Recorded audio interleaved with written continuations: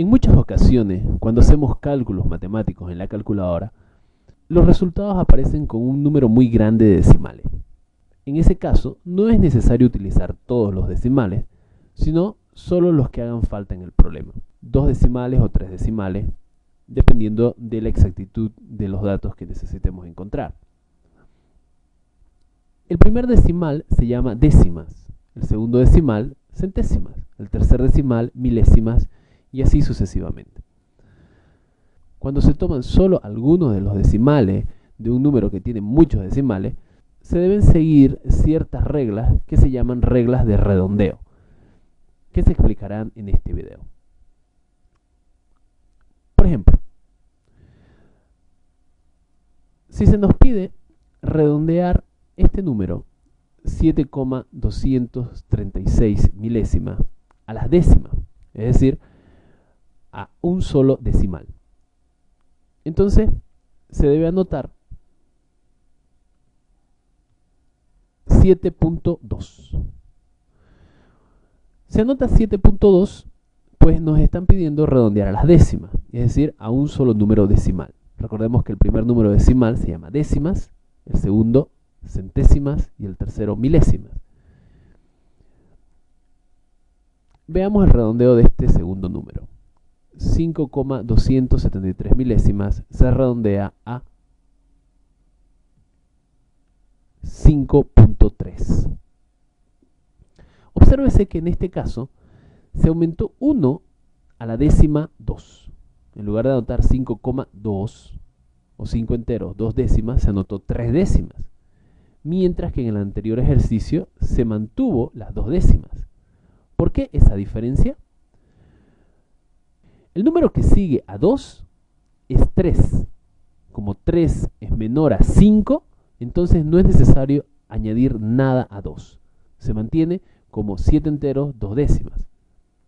Mientras que si el número que sigue a 2 es mayor a 5, como en este caso, 7 es mayor a 5, entonces debe añadirse 1 al 2. 5 enteros, 3 décimas. Observemos qué ocurre en este ejemplo. Se tiene 9 enteros, 719. La pregunta es, al redondear, ¿cómo se anotará? ¿9 enteros, 7 décimas o 9 enteros, 8 décimas? La respuesta es 9 enteros, 7 décimas. Porque el número que sigue al 7 es menor a 5, 1. Por lo tanto, no es necesario añadir nada a las décimas. Se mantiene como 7, 9,7. 5 enteros, 682 milésimas, se debe anotar 5.7. Pues el número que continúa a 6 es 8. 8 es mayor a 5 y por lo tanto debe añadirse 1 a las décimas. Por eso se anota 5,7 en lugar de 5,6. Pero alguien preguntará, ¿qué ocurre cuando el número que sigue es 5?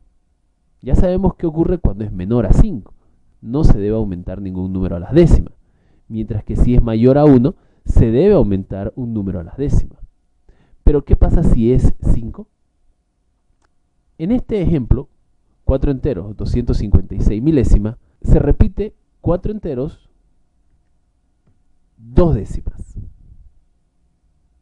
Mientras que en este otro ejemplo, 7 enteros, 351 milésimas, se anota 7 enteros, 4 décimas. En este primer ejemplo se mantuvo el número 2, sin añadir nada.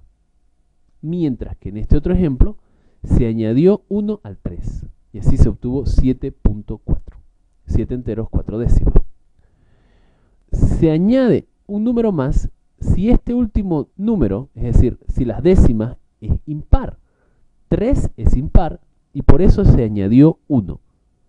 Mientras que 2 es par y cuando es par no se añade ningún número. Se mantiene como 4.2. Por supuesto, esta última regla Solo se aplica cuando el número que sigue a las décimas es 5. En los anteriores casos no ocurre lo mismo, no importa si es par o es impar.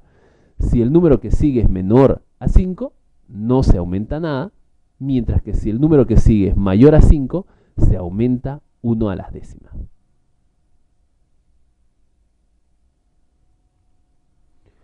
Ahora practique.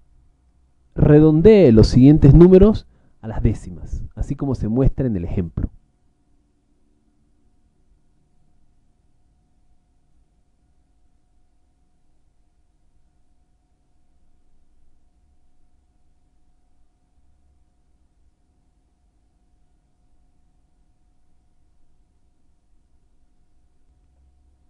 Aquí están las respuestas.